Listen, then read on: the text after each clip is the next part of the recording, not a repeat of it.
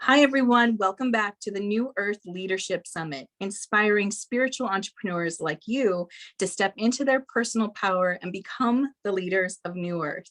And with me today, I have the amazing Jerry Sargeant, who is known as the Facilitator and is the founder of Star Magic Healing. He is a powerful healer, motivational speaker, international bestselling author, and renowned for transforming thousands of people's mental, emotional, physical, and spiritual lives. His remarkable abilities enable him to access deep into people's energetic and holographic blueprint to facilitate healing. Jerry, welcome to the program. Hi, Therese. It's amazing to be here. Thank you for having me.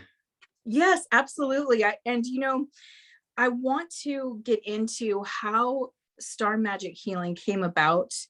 And a little bit of your, I want to go into the story of how this all evolved. Would you share that with us? Yeah, I mean, it's a long story, so I'll give you the shortened down version. Okay. I mean, my life was very, very different, before. I was involved in lots of, unsavory activities, should we put it that way? And it started with a few events that kind of took me off this path, and I fought tooth and nail to stay on my kind of corrupt path because I thought my friends are going to think I'm nuts, talking about fairies and angels and extraterrestrials and all these and energy healing and all this stuff. But it all started, a car crash was one of the kind of like pivotal points. I was in Romania with my ex-wife and children. This is like back in 2006-ish, maybe the end of 2005. And I was in a taxi. I was asleep. My ex-wife and children were in the back. They were like 2 and 3, 2 and 4 at the time. And I just woke up to a loud crash. And the taxi's like this, swaying from side to side. Oh my gosh. And we're in a bad accident. We're either going to hit the oncoming traffic or the car's going to flip. And then all of a sudden we came to a stop and there was no other cars on the road. And I looked at the taxi driver, he looked petrified. I looked in the back, Alea, our daughter, was climbing out from underneath the driver's seat. Laura had Josh in her arms, both their mouths are full of glass, and there was a hole in the windscreen and blood dripping down my face. But I wasn't bleeding. I thought, this is just a really weird situation. No other cars, it's just getting daylight. I've got out of the car, looked about 30 meters up the road, and there was 2 ladies. One of them had her ankles cut clean off and the other one was physically okay. She was obviously crying and screaming, but I looked about another 100, 150 yards up the road and there was what looked like a dead body. And what had happened, these 3 ladies were crossing the road. The first one came through the windscreen, hit me in the face, got kind of sucked back out and flipped over the car and died. Second one had her ankles cut off and the third one was okay physically. And when I got out of the car, like everyone was okay. Taxi driver, he was like in shock and that. Kids were okay. And there was a guy who'd come out from a nearby factory on the phone. I thought, he must have called the emergency services. There's nothing I can do. Like, her ankles are on the floor. Like, what can I do? I just kind of carried on walking and towards what looked like a dead body. And I got closer and closer. And I saw this energy like hovering over her body from about 10 meters away, which I now know is her spirit, her soul. And I kind of walked closer and closer. I'm shaking my head, like, get out of my head. Like, I didn't not want to see it, but I was trying to figure out whether it was real or is my mind playing tricks on me.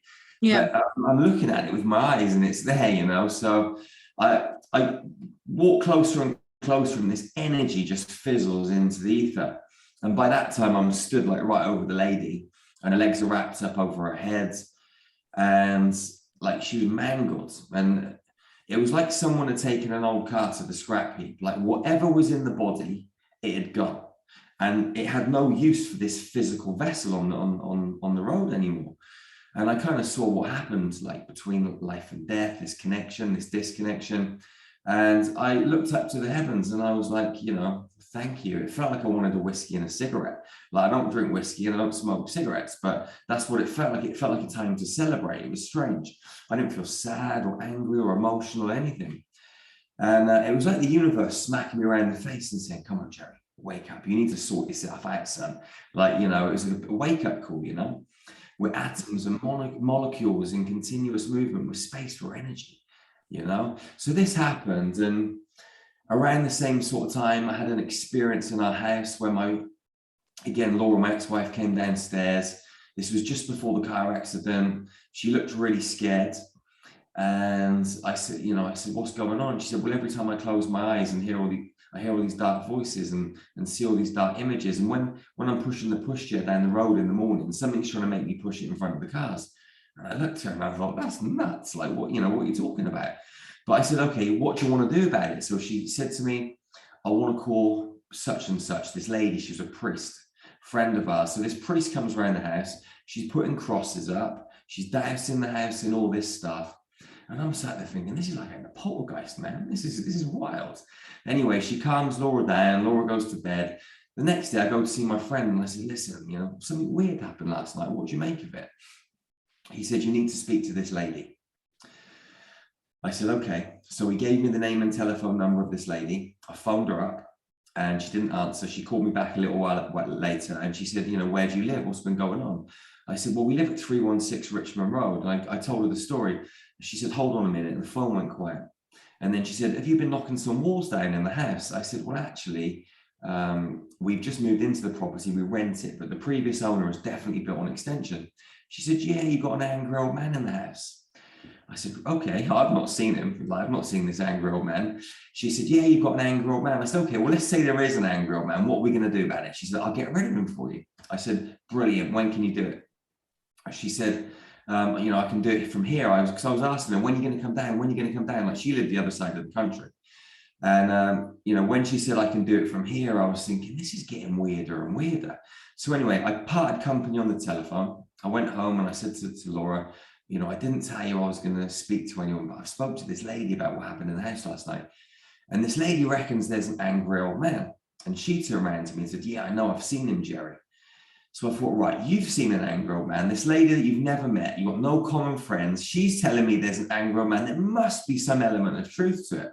So I phoned the lady back up. I said, I don't know what you do, but I have to come and see you. And it turned out that she had a past life regression business. She worked for Scotland Yard in the psychic division, like solving crimes and all this stuff.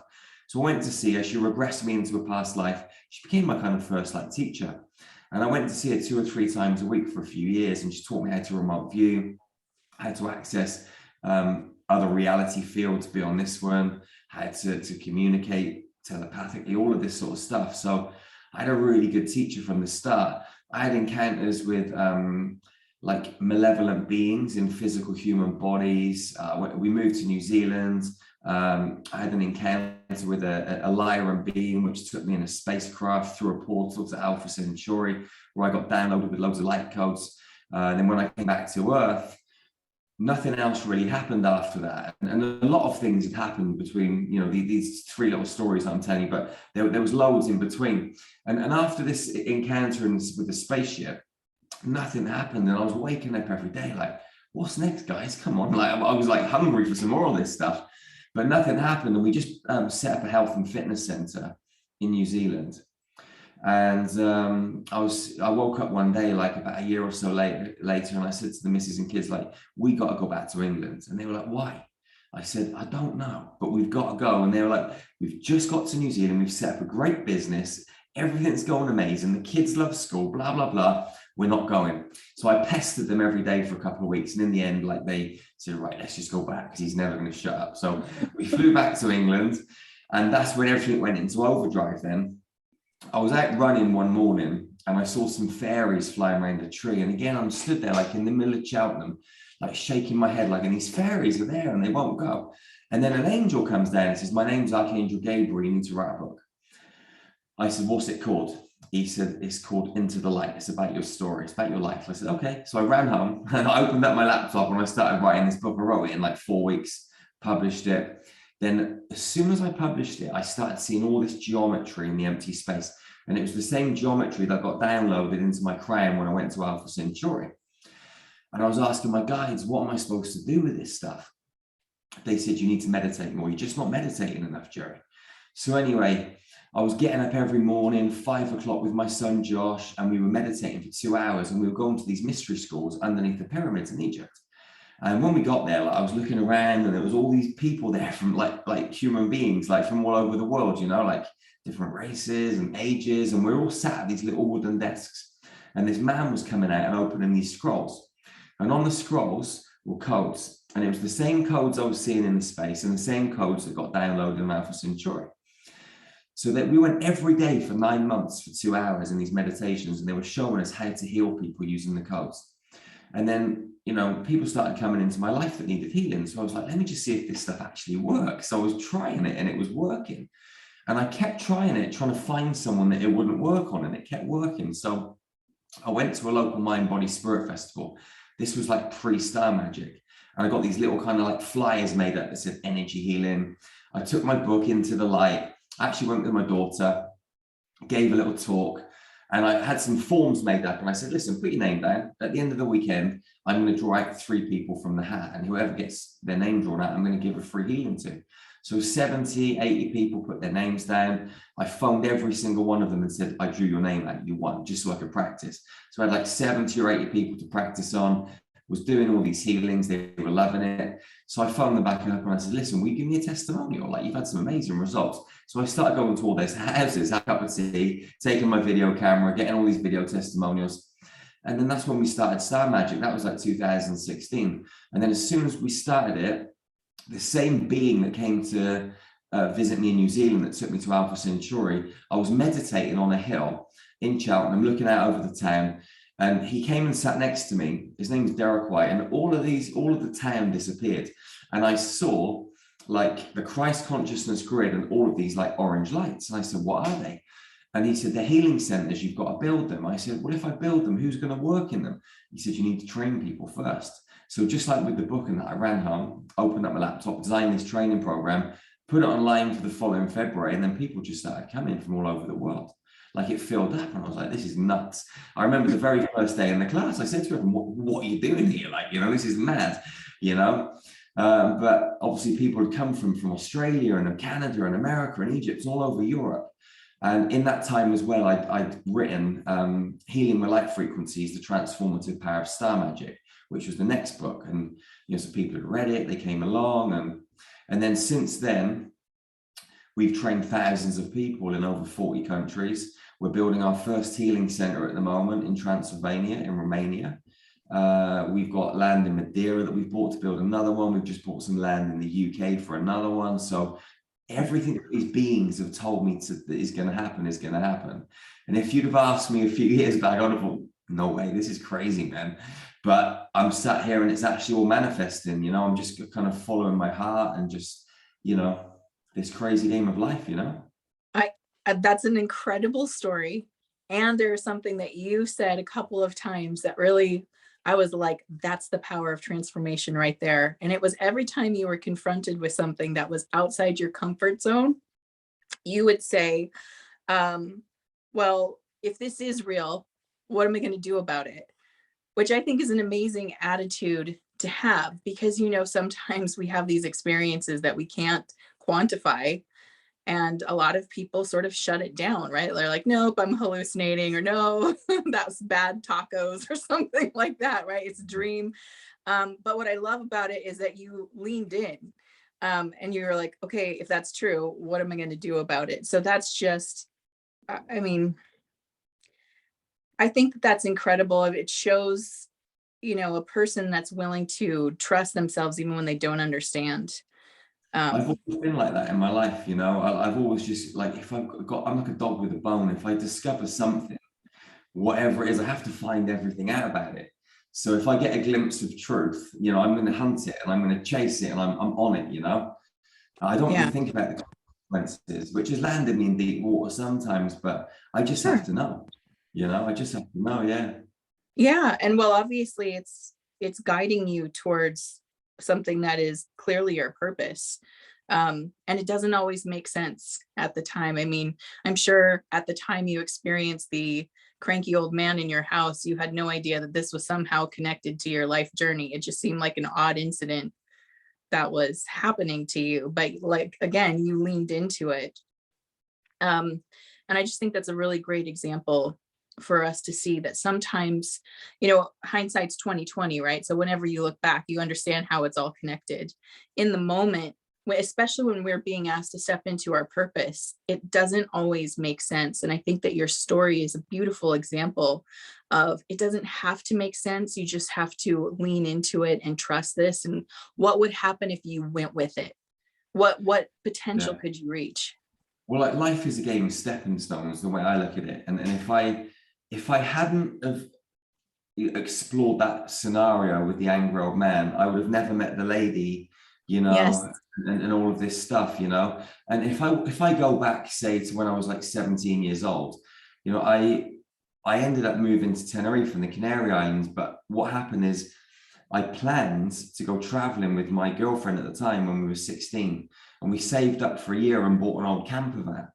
Now, the night before we were supposed to leave, we've saved up all year, right? And we worked our socks off getting the money together. We're in the pub having a drink, and this man walks into the pub and he says, "I hear you're going traveling." And we said, "Yeah, that's right." He said, "You don't want to do that." He said, "You need to go to Tenerife." He gave us a yellow piece of paper. It said Chris, and there was a Spanish mobile telephone number. He said, "Go to Tenerife, you'll earn at least £300 a week and you get free accommodation." We'd never even seen this man. We don't even know how he knew we were going traveling. But the next day we sold the camper van, bought 2 one-way tickets and went to Tenerife. Now, if I hadn't have gone to Tenerife, I wouldn't have met the guy that introduced me to the lady that told me about the angry old man. So if I look back through my life, the whole thing has been laid out perfectly by the universe. You know, it was like it was strategized, you know, Oh, and I yeah. just had to jump from one stepping stone to the other, you know? Absolutely. And that's what's they call that following the threads, right? So following those threads of destiny. And again, they don't always make sense in the present moment, like what point you're being led to. It's always like once you've experienced it, you're like, oh my gosh, okay, it totally makes sense now. I want to jump to the topic of ascension because I know that's something that you talk about. It's one of my favorite topics. And back for me, it was 2014. I was listening to, there was an audio that someone had posted of the sounds of the different planets. So I was listening to like Neptune and Saturn and Jupiter. I was just listening to these planetary sounds. And like, as I'm listening, I get this crazy download. At the time, I did not know what it meant, but they were telling me that we're transitioning from carbon to plasma. They're like, your body is changing. It's going to move from a carbon-based body into this crystalline plasma type body. And at the time, I wasn't into ascension. I didn't really know what it was. And so I had this information where I'm like, I don't know what this means. And then of course, over time and just exploring, it all started to like lock into place and make sense that we're here at this time to experience a shift, like no other shift that humanity's ever experienced, by experiencing it in the body. And you had recently written in one of your newsletters that you believe ascension is happening in the physical body. That got me really excited because that resonates for me. So I just want to hear your take on it. Yeah, it's a big question. It's a great question. Where to start, you know? So yes, I mean, we are transitioning massively, and I think we have choices. Like a lot of people don't realize we have as many choices as we do. We always have a choice in every situation. And one of those choices is to embark on this kind of ascension journey, because it is a choice and it's not something that everybody is going to follow. And what I truly feel is that we are rearranging our inner geometry, we're rearranging our inner mathematics to align with the mathematical structure of certain components of the field, okay, which transitions through multiple frequency bands. Like here on planet Earth, we have like crystalline grids. And if you go back through the timelines, back through Atlantis, and you know, there was a lot of corruption and the crystalline grids were messed around with. If you go back through the timelines to Tara, like Mother Earth's, you know, multi-dimensional 5D self, the grids were messed around within that Taran timeline. And we as beings, our gene code was played around with. And, you know, we used to have like a much more efficient way of being in the world. I mean, you know, you say we're transitioning back to these kind of plasma bodies, these crystalline bodies. We were those at one point, and we had much more of our DNA potency and potential available to us. But because our gene code was played around with, which is a whole other story, we fell down through the vibrational spectrum, and we became these much more dense humans on this planet that we call Earth. And Earth itself has an amazing Stargate network. And the great thing and the amazing thing about the Stargate network on Earth is it gives us access to so many different places. You know, we can travel interdimensionally and multidimensionally. Now, we're in this kind of galaxy, which is part of a much bigger, you know, universe, multiverse, whatever you want to call it. You know, but within that, this whole multiverse that we're in is also very tiny compared to what's beyond that. And I feel that what we have to do to ascend, to really move through these ascension times, is to shift our inner geometry, which is also going to have an effect on the planetary geometry and the galactic and the universal geometry, and change our frequency, activate more of the potential within our DNA so that we can move through the Stargate systems. Because, you know, we're here on this planet, we incarnate into a physical body, we so-called die, exit this physical structure, and then we get kind of railroaded into coming back down again into another physical body. Most people think they have a choice, but actually it's not 100% true. You know, we're living in this kind of matrix system, which syntaxes our soul back down into another physical body so we can become a food source. It's all about quantum energy. You know, our energy is being siphoned. Now, what we have to do is to change our mathematics so we can move through the Stargates and exit this kind of system that we're in. And the system's so vast, it's hard to kind of compute that we're stuck in it. Because even if we leave this body and go to another planet, it's like, oh, I've escaped. But actually, this whole system is corrupt, not just on Earth, but in many places. And what we have to do is exit this mold we're in. And the reason I say mold, if you imagine you went to Amazon, right, and you bought the mold of planet Earth and all of the stars and that, you know, within our galaxy, it's like a geometrical mold, and someone has poured energy into that mold, and that mold runs off a certain frequency stream and a certain mathematics. Now, that mathematics is corrupt, and that mathematics keeps us locked into a perpetual cycle where we're not connected to the 0 point, but we keep syntaxing our souls and brought back into these physical bodies to become, you know, a food source as such. All our brain, our memory is blank slated, so we come back in and we have to start all over again. It shouldn't be like that. We should have full memory recall when we come back. But this mold, this geometrical, mathematical space that we're in, we have to, we're changing that. So as human beings change their inner geometry, the external geometry is changing. So like trees and animals and other humans are all in this mold, you know, but as we do the work, like we're taking these high frequency, potent, light encoded frequencies from the stars, other celestial beings, from suns. We're bringing them through our bodies. It's activating our DNA, and then we're grounding them down into the planet. We're taking the positive, grounding it into the negative, the masculine down into the feminine. We're giving birth to light codes into the planetary grids, and we're reactivating this crystalline structure which was played around with many years ago, you know, Atlantis and pre-Atlantis, and we're bringing all of this architecture back online. That's helping the planet, that's helping the galaxy, and so on, because we're like one big living organism. But if the organism is out of whack, all of the organism comes out of whack. And it's like a cancer cell, right? You get a cancer cell, and that cancer cell, if you don't deal with it, it starts to affect the rest of the body and the cancer grows. Now, what we're like as humans right now, we're like a positive cancer. What we're doing is we're going through this ascension process. We're rearranging our geometry, and it's rearranging and having an effect on the geometry around us. So we're actually having a positive effect, you know, on this great big system, all of us doing this work.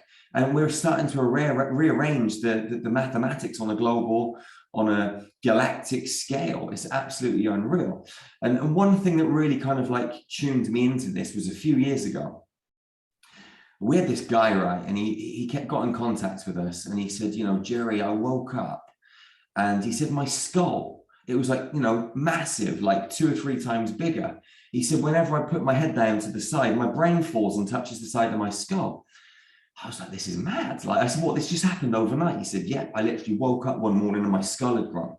So anyway, when people could book a healing with us in Star Magic, I get them to send a photo and all of this stuff so I can look into their eyes, and the eyes are the gateway to the soul. So I'm staring into this young lad's eyes. He's only 21, like he's a young lad, you know, and I'm looking into his eyes and I'm asking, what happened here? And I was told he's downloading galactic frequencies and his head has expanded back to its extraterrestrial nature. It's what it should be. Like, as angelic humans, we should have more digits on our hands, more digits on our feet. We should be much taller. Our pineal glands should be 4 times bigger.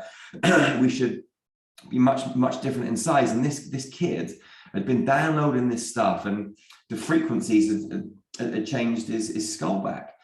And I was fascinated by it. So anyway, we ended up speaking one day on Skype when we went in to do the session. And he said, Jerry, you've got to help me shrink my skull back there. I said, brother, I said, you know, why don't you grow your brain? You know, I said that's how it's supposed to be. Now, I didn't have a clue how I would grow his brain, but I didn't know how I was going to shrink his skull either. So in my head, I'm thinking, this is how you're supposed to be, man. This is really exciting. Let's grow your brain. But he's like, Jerry, look at me. And, you know, he did have this big head on his shoulders. And he said, everyone's laughing at me when I walk down the street. He said, when I'm running, like, you know, my brain is like rattling. He said, it's terrible. And so I said, okay, you know, I respect your wishes. So we went into a healing session and we did shrink his skull back down again. But it made me realize, and then we started getting other people coming with feet that had just grown and hands that had just grown and different things. And you start to realize, you know, people are meditating and activating and going through these frequency upgrades. And the light is just potent, and it's catalyzing something on a DNA level, and they're just growing. They're becoming what they were. And I feel over these next years, we as a species are going to develop and shift massively. And our superhuman potential is going to come back online, and we're going to, you know, telepathy and biolocation and teleportation, levitation, all of this stuff is going to become second nature, because we used to be able to do it. We've just simply forgotten, and all of the potential is in us. So, you know, my mission really is to help people find that, rekindle that. That's amazing. I mean, I can't even imagine that. I've not seen anything like that yet, but that makes a lot of sense. That I actually heard a conversation, I think it was David Bilcock was talking about it, but he was talking about how they had taken some plants and intentionally mutated them. And they mutated them at the DNA level. And what they found is that the plant self-corrected over time, and that the manipulation of DNA, what they found from it is that DNA is more like an antenna. It's not holding the codes. The field is holding the codes. And if you can mess with the antenna and warp it a little, and that will warp the structure. But over time, even the antennas will right themselves, and they'll get the correct download, and it'll start returning to its actual, you know, natural shape. And so when you tell that story, I'm like, that makes sense. It makes sense that, you know, whatever's being suppressed or whatever is being manipulated, it won't last that long, especially when the field around us is getting stronger, more information is getting downloaded and coming in. It makes sense that we're going to experience something like that. Absolutely. Yeah. And as we're opening up to more of this stuff, becoming more self-aware as a species, you know, we're looking and searching and are being open to tap in those new frequencies, you know, and are becoming much more disciplined in our approach. And I think what's also really important to kind of add on to it is the fact that we're in these physical bodies, right? And because you kind of touched upon it earlier and saying, you know, we can take the physical bodies, you know, and ascend inside of them. And that is what is truly magical, because if we do the work properly, we should be able to take these physical vessels, because these are completely incredible, through these stargates and, you know, ascend with them. You know, if that isn't possible, then at least we're going to be able to take our consciousness and then, you know, move into another physical structure when we get wherever it is we're going to. But at the same time, like, these physical bodies are really important. And I think it's so important to like let everybody know that doing all this work's amazing, but you have to stay physical too. You've got to exercise, you've got to breathe properly, you've got to eat correctly, you've got to do your qigong and your breath work, your meditation, all of this stuff. You have to keep this vessel strong, because the frequencies that are coming through, the voltage, the frequency, it's of a much higher nature. And if our physical bodies aren't ready for them, our nervous system, our electrical system is going to fry. So we have to have a strong vessel. So it's really important to look after them. Yeah, I love that you touched on that, because it's not, I mean, I love the word magic. You use the word magic. I use the word magic. There's something real there. But again, you're so right. We're multidimensional, and one of those dimensions is physical. And we can't neglect that and say, oh, this higher power energy is going to take care of it for me. And it kind of reminds me of the conversation we had before I started recording, where we were talking about the fact that the point of the summit is to help empower people to see that they can step into leadership. And the reason being, because in the best way, no one is coming to save us. And that's not because we're not loved or cared for, or higher dimensionals don't have our back. They absolutely do. But we're the ones who agreed to the job. We're the ones who agreed to say, you know what, we can shift this. We have this ability. And so I love that correlation there, because you do have to, you have to be multidimensional. You have to be on the earth, but not of it. You have to be connecting to the non-physical while bringing it into the physical. And you make such a good point with that. Absolutely. You know, bouncing around in like multiple dimensions at the same time, multiple frequency bands. You know, most people want to fly high, and it's great to come out your body or go deeper into your body, however you want to look at it, and fly through the vast expanse of this multidimensional space, you know, through the geometry, through the colors, through the patterns, meeting beings. It's great. But we are here on earth, and we have to ground these physical vessels. And these physical vessels are an extension of our spirit anyway, which is an extension of our soul and our oversoul. So, you know, we're kind of like connected through this stream, and I'm looking up, but it's not really up, it's really in. But like, you know, you've got all of these multitude of facets of who we are, all in this now space. And also you've got multiple other versions of us playing in other reality fields too, but all of that is really just here, because there's no time, distance, and measurement in the field. And it is really exciting, you know, it's fascinating. And you know, to really like kind of understand that you've got to be in this physical vessel and go within to discover it, because it's not there, it's not there, it's not up, it's not anywhere apart from inside our heart. So I want to ask you, because you had said that we need to shift our inner geometry. So I'd love for you to expand on that with us. I sense it's connected to the star magic healing that you do. But if you could explain the shifting your inner geometry, and what you mean by that. Well, if you look at, you got two kind of timelines running, two frequency like opportunities.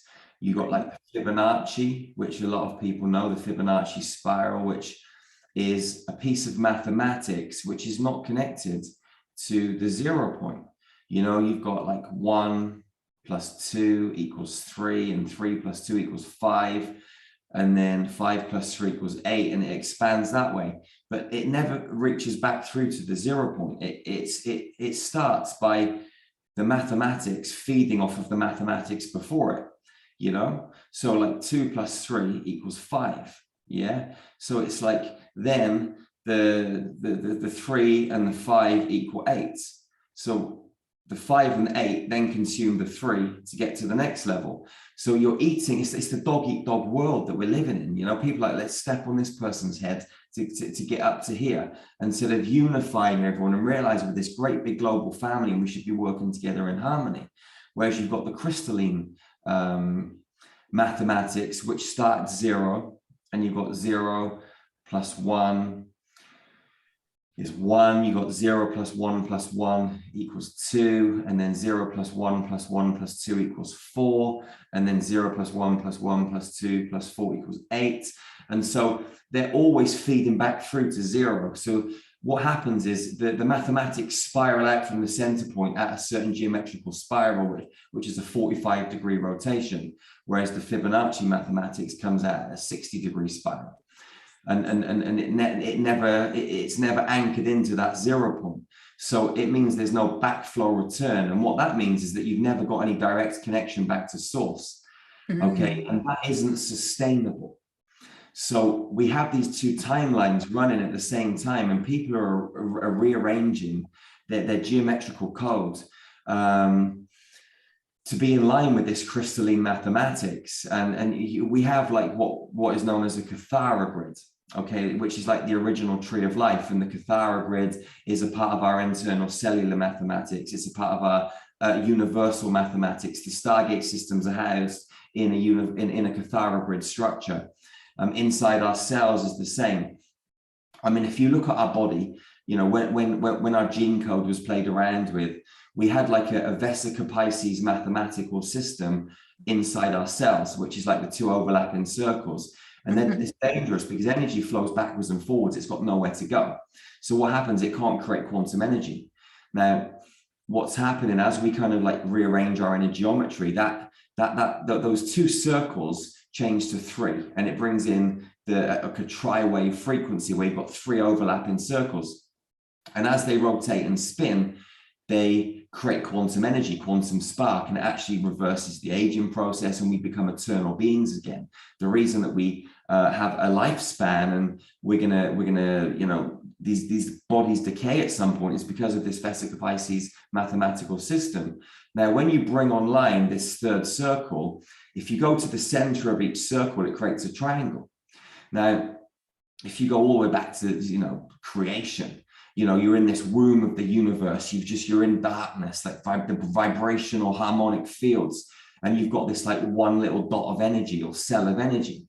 And then, you know, it's just there. And it's like, well, what am I going to do? I'm a little bit bored. So let me just expand and create another version of me. Then you get duality, right?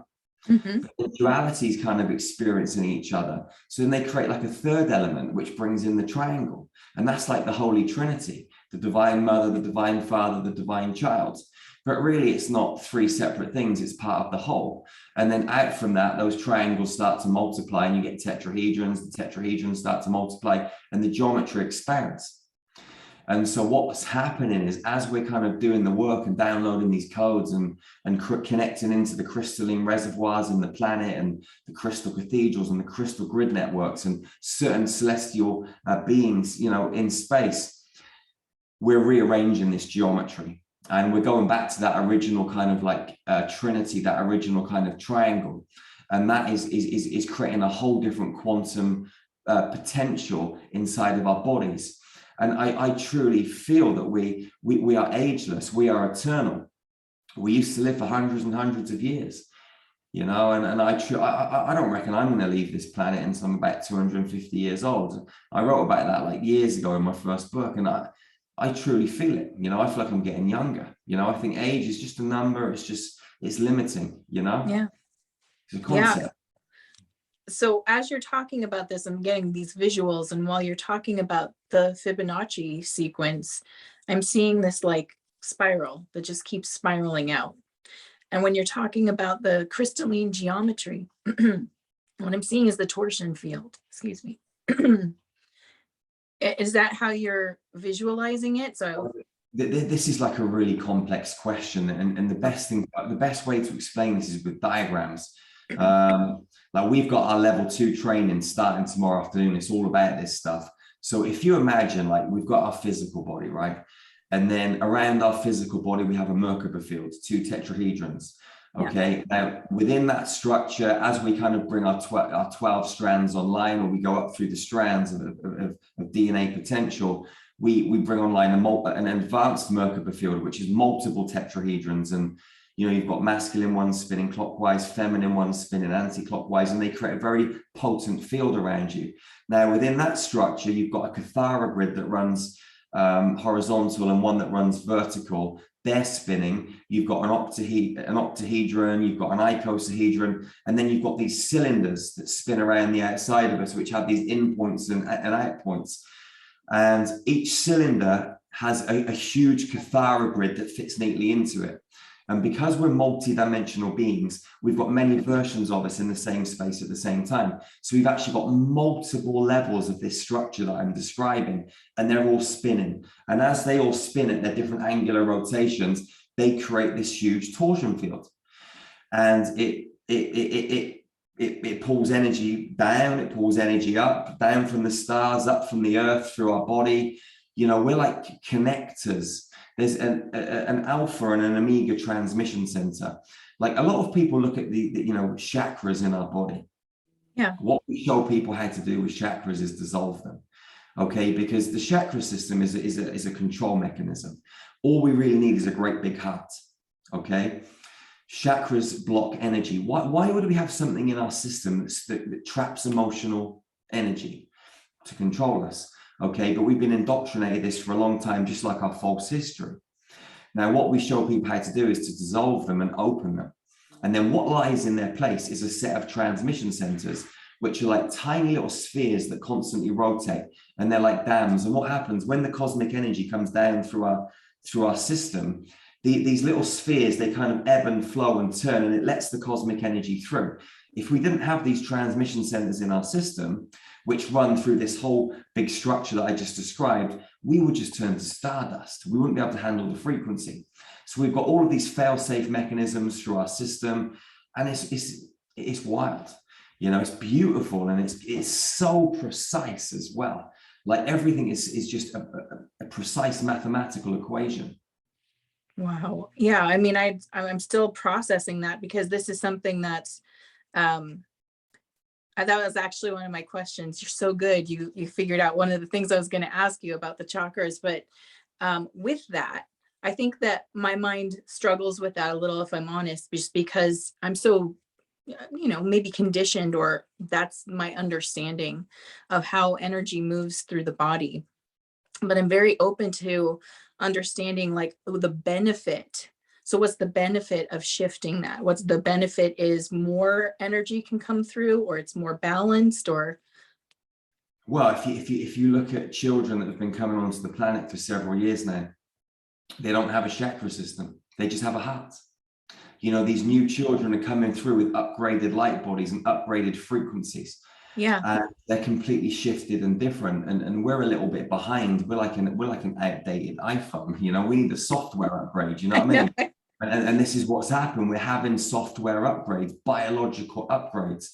And I mean, you look at the root, you look at the sacral, you look at the solar plexus, people are trapped. There's sexual energy traps. There's, fear energy traps. Like, there's all of this energy trap. Why would someone create an organism that has that? It doesn't make any sense. The only reason it would be created and installed into us is because it is a control mechanism, and it keeps us locked and in a perpetual cycle of, up and down, in and out, love and fear, like, chaos and mayhem, and, then sovereignty and back to chaos and mayhem, and no one can really break free from it.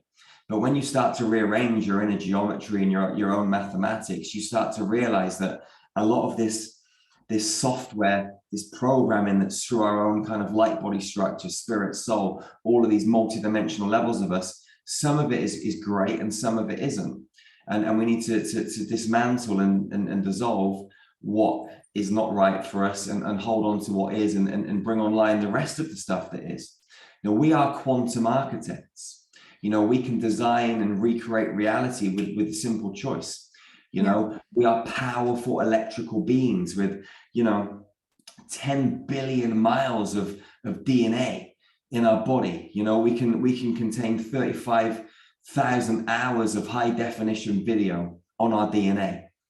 35,000 terabytes of data. We can store so much information. We're so powerful. We're supersonic superhumans. but most people don't realize that because they're stuck in these fear programs and these jealousy programs and these rejection programs. But when you start to rewire yourself internally, all of this stuff just starts to dissolve, because it can't stay in this upgraded system because the frequency shift is too much, and it just dissolves and falls away. Well, that's fascinating. I mean, I love that. I would like that. I would like to experience that for sure. And what you're saying about the heart center being so important, that really does resonate for me. I mean, I know that this energetic shift we're, hoping to experience, everything that I've felt and tapped into has pointed at the heart, that it's coming through this space. So it makes sense when you say that there are children coming onto the planet with these big open heart centers, and maybe nothing else impeding them. That actually makes sense to me. That's like, Love is our greatest weapon. Love is our greatest weapon. Love is also our shield. Love is everything. It's the fuel of all of us. Yeah. Like, if you really look at it, no one else, or everybody just wants to love. Like you might watch the television and think, well, they're showing me this and that about this country and that country, and that they're at war. But if you go to those countries, everybody just wants to say hi. They want to welcome you into their restaurant. They want to give you a big hug, and they want to love you. Everybody just really wants to get on, Yeah. And it's love, man. It's just love. Love is everything. Love is everything. And with that, I actually want to pivot to leadership, because I sense it's connected. But I want to get your perspective on what it means to be in leadership, especially in a higher paradigm. Yeah, I mean, the word leadership for me is something that every human being has to embody. I don't want to have a leader, and I don't want to lead anyone, but we should all be leaders. And what we should do is lead ourselves. And for me, leadership is personal responsibility. Leadership is discipline. Leadership is love. Leadership is unity and sovereignty. And these ingredients that make up a beautiful soul, a beautiful human. We have to, first of all, realize that no one is coming to save us. We were talking about this earlier.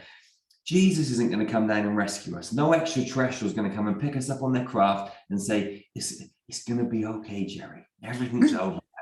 You can relax. Like, it's not happening, No president is coming to save us. Like, no one's coming to save us, man. Like, we have to take personal responsibility and realize it's on me. In your case, it's on you, and whoever's watching, it's on you. Okay, so first of all, we've got to do that. And then we've got to be disciplined in our approach.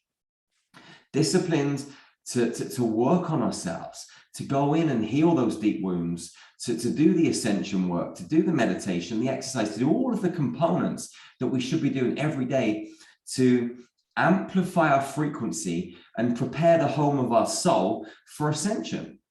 It takes a real disciplined warrior to do that, because you've got all of these distractions and all of these other things in the world, in your families and everything in your local towns and cities that are trying to distract you and pull you away from that. So it takes someone to be really disciplined to stay focused and on that path. And then once you've taken responsibility and you've become disciplined, your heart's open. You've got to love everybody. You've got to start to accept everybody for who and what they are. There can be no judgment. There can be no battling. There can be no arguments. It should just be, I accept you for who and what you are. It doesn't mean that I agree with everything that's going on around me, but at least I can accept you as a human. And if you want to go and do those things, go and do them. But I'll just watch and just stay over here and just allow everything to take place around me. I'm not going to interfere. I'm just going to move on my own frequency. And as I move on my own frequency, connect with other like-hearted souls that are on their frequencies that are similar to mine, and then we all connect, and this organism starts to reconnect and grow and bubble and move and gyrate together, and it becomes healthy and whole again. And that human organism connects to the planetary organism, which connects to the galactic organism and the universal organism. Everything's energy and connected, and it all starts in our own heart.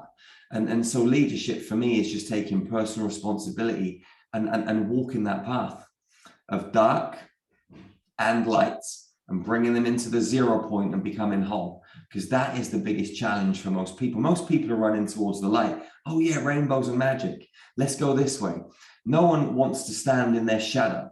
No one wants to embrace their shadow. No one wants to embrace past life experiences where they've done unsavory things. But all of this is who we are.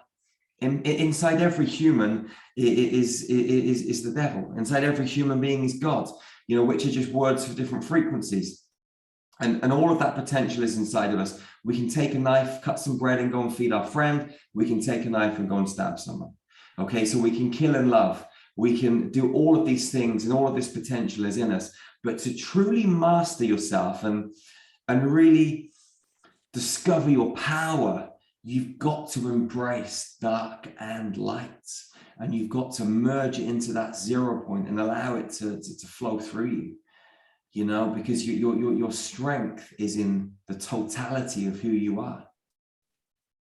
So true. I'm just making a note on that because it's so powerful. And I know that when I've gone in and done my own shadow work and talked to the parts of myself that I have a tendency to reject, when I move into acceptance, when I actually move into listening, I found that listening deeply to myself is a very powerful act. And many times I actually come to love and respect these parts that I had rejected. Like, for example, the energy of wrath. I went and talked to that because I had felt so much deep anger. And I went and talked to her, and she's like, everything's not working right now. So we've got to burn this shit down. Like, we're starting over. And I was like, when I stopped and listened, I was like, I actually agree with you. I actually agree. We need to start over. This isn't working. And I just tried to work with her, almost create negotiation where, like, can we do it in a less destructive way? But I will agree with your perspective, and take your advice, but we're going to do it in a more benevolent manner. Some of the most powerful conversations. Absolutely. You know, I mean, I've battled with inner pieces of me, and I think we all do. And I think anyone that, you know, really thinks that, you know, that they've kind of cracked that code, I don't think it's right, because I mean, I've been working on myself now since this journey started back in 2004, 2005. And, you know, I'll go through 2 years of being like on a great vibration. And then, you know, I remember we were doing an ayahuasca retreat in Holland like 3 years ago. And rejection is my biggest thing. Like, I was fostered, adopted as a kid. I was raped as a baby. My first adoptive mum beat me. I had a lot of stuff with women when I was a child, yeah. So I grew up really, really detesting the opposite sex, you know? So that was a big thing for me to kind of integrate all that. But rejection has been my biggest thing. And even a few years ago, I drank some aya in the morning, and we did a daytime ceremony. And I'm sat there like with a bucket, like just, you know, just kind of like listening to the music. And I could feel this energy coming up in my body. And then my mum's behind me, like she was just there in the space. And then I went, and I just puked all of this old energy out again. And I've done so much work on this, you know, like years of work on this, but still there's like another little level, another little layer.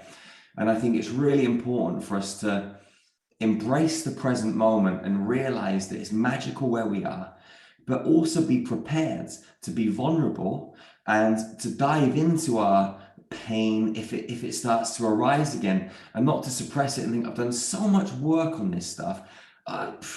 You know, don't, you know, if it's coming up, it's coming up for a reason. And we have to embrace all of that stuff and transmute it and own it and honor it, and just be really kind of vulnerable with that, because vulnerability for me is like the foundation for everything. You know, if you can't expose yourself and be vulnerable, then the foundation that you're building everything on is kind of shaky, you know, because vulnerability can come up at any moment. And if you try and hide it, you know, it's like putting like, I don't know, cement over some cracks on the floor. You know, if the ground shakes, the cracks are going to appear again. You're better off just, you know, redoing the whole floor. And to do that, you've got to kind of stick a knife into your consciousness and carve yourself open and allow all of yourself to be exposed, and then start to piece it back together, you know? Yeah. Well, I mean, I can clearly tell that vulnerability is one of your superpowers. And thank you so much for being vulnerable with us just now and sharing your story. I know that so many of us, like, the power is actually in our vulnerability and our story, what we've experienced. And I think that universal feeling of I don't want to be rejected, it is really power. It's one of the, I think, palpable control structures that's over us, right? Is this, I mean, that's part of that social manipulation, is like, either you fall in line or we reject you, right? So do this and you'll be accepted. And if you're not doing it, then we reject you. But I think that hearing your story only opens my heart more to you. I just want to hug you so much. But also it's inspiring, because you're being vulnerable is different than being a victim to what you've experienced. So being open to it and saying, this is my life, this is my truth, this is the beautiful, this is the ugly, that's powerful, versus not resolving or not trying to work with our dark side, our shadow, in which case then we become victim to it because we have no conscious access. We're not accessing parts of ourselves that could actually lead to opening up greater levels of who we really are. And I just think that you're a really amazing example of what it looks like when you do that. Thank you. Yeah, absolutely. So now I want such a good conversation, and we're getting close to time. So what I'd love to do now is talk more about Star Magic Healing, and then we're going to talk about where you are next and how people can join you. So can we just get an overview? And I know I keep asking you complex questions, but we'll look at the overview of when someone comes to Star Magic Healing, what are they going to be experiencing? Well, it depends whether you come for healing or training or you come for meditation. But our aim with whatever we do is to drill as deep into your consciousness as possible and to, realign you. If you come for healing, then, the way that we look at healing is like a computer system, like you've got a body and a brain. It's like a biological computer.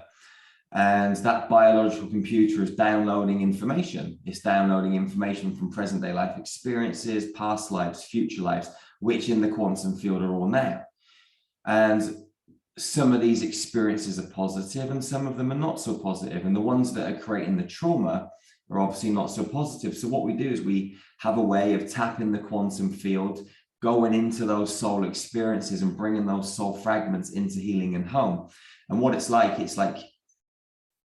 unplugging the biological computer from that information stream. Now, once you unplug them from that information stream, they can't download the data, so the physical symptom can't exist anymore. And the body itself literally is a communication device. Every single body part means something. Every injury, every illness, it means something. Like the liver, anger, guilt, kidneys, fear, flow, neck, rigidity, whatever it is. So they all mean something. So when you're going in and unplugging from those information streams, new light can flow. And when that new light comes in, it creates a new frequency in the body, and that old stuck energy dissolves, shifts, and the human being gets free from whatever that injury, illness, or disease is. And there's a myriad of different ways that we do that. I mean, we call them healing ways and not techniques, because technique is so rigid. Like when we go into a healing session, we'll say, please show me something I don't know to help me facilitate the healing of this incredible human being. And when you ask that question, please show me something I don't know, you're opening yourself up to an infinite sea of possibility and potential. If you go into a healing session, you're like, right, okay, I had Dave here last week and he had a brain tumor and this is what I did to help him. So, you know what, now I've got Arthur, let me do the same thing. It doesn't work like that, because Dave and Arthur have got completely different spirits and souls and physical bodies and different soul experiences playing out through the quantum. So you have to treat every single human differently. So we always start with that question, and then information starts to appear. And then we start to play with that information and we start to rewrite the code. And it literally is like rewriting code, because if you took a website, let's say you go to the website and the website's blue and you want to change it to yellow, then you get a computer guy, he goes into the back end and changes the code, and it changes from blue to yellow on the front end. When we tap someone's parallel life trauma and we change the frequency, we bring the soul fragments into healing, however we do that, that's literally like rewriting the code, putting a new information stream into the human being, and everything changes on the front end. Just like the computer goes from blue to yellow, the human being goes from cancer to no cancer, or poor eyesight to eyesight, or broken finger to no broken finger, or whatever it is. And that's how it works. Yeah. And all of our healing's done at distance. The only time we do in-person healing is if we're at a show or we're doing a training. And over the last couple of years, because of COVID and all that, we've been doing most of our stuff online, but we're literally now starting to go back out and doing stuff in person, which is cool, because there's nothing like getting in that space with someone and giving them a hug and having that kind of, you know, connection over dinner and stuff like that. But yeah, I mean, we do online trainings, in-person trainings, 5, 7, and 10-day trainings. And yeah, our level 1 training is really showing people how to heal themselves, heal other people, heal groups of people. And then our level 2 training, which we call the frequency upgrade, is all about like the grid work, planetary grid work, Stargate work, talking about like the ascension mechanics that we've sort of briefly touched upon today with the Cathara grids and the crystalline grids and all of these kind of structures within our kind of multidimensional field, how to really bring them online and activate them so you switch into a much higher frequency. And then you can run more frequency and you become much better service to humanity. And then our level 3 training, we call Through the Stargate, which is a 10-day training. And on that training, we show people how to take large groups of people on deep cosmic journeys through portals to other, you know, star systems, to have upgrades and yeah, really work at a very effective, potent, deep level.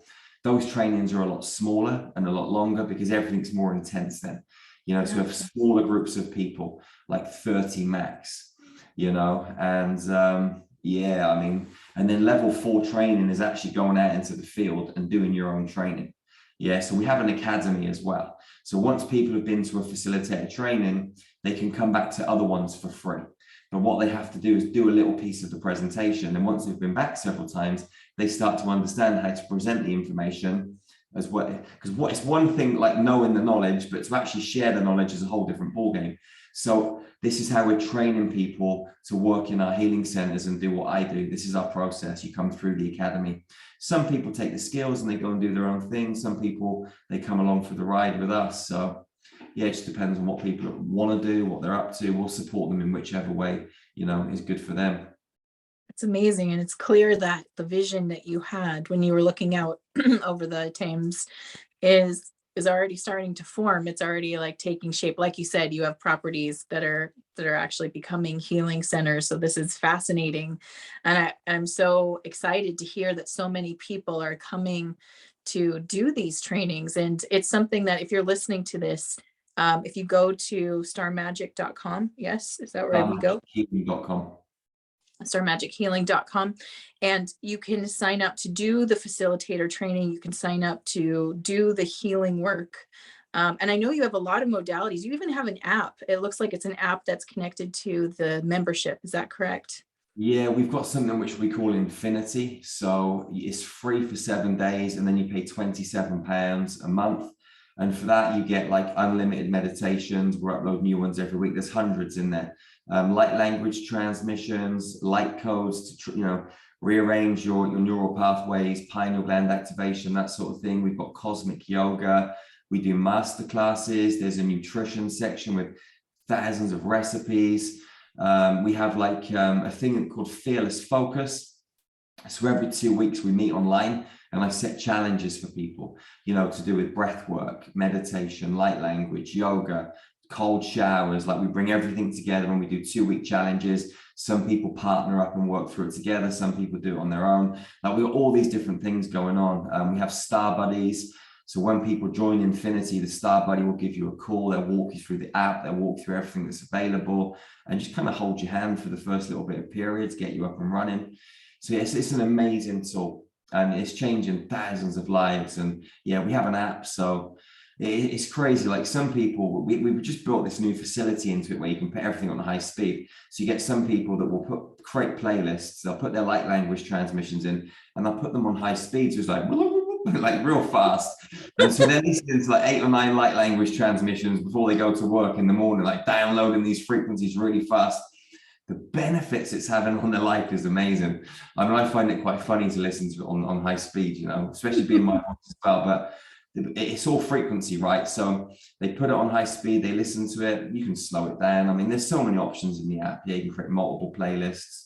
We have interactives, masterclasses, which we do once or twice a month, which are 2 hours. They're a part of the deal. We go into breath work and ascension mechanics. We show people how to deal with demonic entities, all different things to do with spirituality and healing and, you know, just being a much more, you know, an activated human, I suppose. That's incredible. That is so much value. And I've seen the app, I've looked at it. It's amazing that you've got all this access. It's like having a little, in fact, I would say, Jerry, that you've created like a little pocket healing center. So you should count that as one of the healing centers. But that's the reason that we created it in the first place, because if I go back a few years before we started really training people, it was just me and I was maxed out. And I was like, how can I help more people? I thought, right, if I create like a meditation library, people have got access to a 24/7 healing tool. So we first of all, we created the meditation library, and, you know, people could listen to the meditations and a lot of people heal just from that. So then we added in the light language, then came the yoga, then all these components just kept being added to it. At the moment, we're just designing a new breath pacer component, which is really cool. It's like this Merkaba field that spins and it breathes like you breathe. So as you're kind of going through the different sets of breath work, you've got this Merkaba field coming in and out. And yeah, this is what we're kind of building at the moment. So that'll be added into it, you know, soon. So yeah, So if we can keep making it better, we're just going to keep making it better, you know. that's amazing. That sounds incredible. And also people can get your book that's out now, which is the Healing with Light Frequencies. And that's available anywhere books are sold. Yes. Absolutely. Fantastic. So there are so many ways that you can work with Jerry and Star Magic Healing, and meet it at whatever level you're ready to meet it at. But also Jerry has an amazing gift for you. And I just wanted to give you a chance to share that with the audience. So it's a way to get in right now. Yeah. So we have an online, like 2 hour, like introductory training. So there's several videos talking about, you know, the basic stuff to do with star magic, how you can use holograms, giving you some healing ways / techniques that you can go out and implement now and actually heal yourself with or other people. There's a couple of really incredible meditations in there. And yeah, if you're interested in star magic, it's just a way to kind of get involved, experience the frequency, see what we're all about. And then, you know, if you like it, maybe you'll venture in more. If not, then that's completely cool too. But it's free. It's about 2 hours worth of material, and, you know, you're going to have access for the rest of your life. So yeah, if you want to go and grab that, you can. And I will make sure that the link is right here below the video so that you can grab it right now. It sounds like an amazing tool and a great way to introduce yourself to the program and the type of work that Jerry does. And I just have a feeling it's just going to lead you down one of these paths where you're going to want to connect deeper and deeper to Jerry's work. So Jerry, thank you so much for, you know, coming over here, chatting with me. I know it's been a very busy time for you, so I so appreciate you giving us the time today to be part of the summit. It's an absolute pleasure and an honor, massive respect, and, you know, just all the love, you know, just have a beautiful always. And thank you. Absolutely. So for those of you watching, I'm sending you all my love. I hope that you find this information empowering. It gives you something that you can focus your energy and attention on and see how you can step into your personal power and that leadership that we'd like to experience in the world. And until next time, stay magical.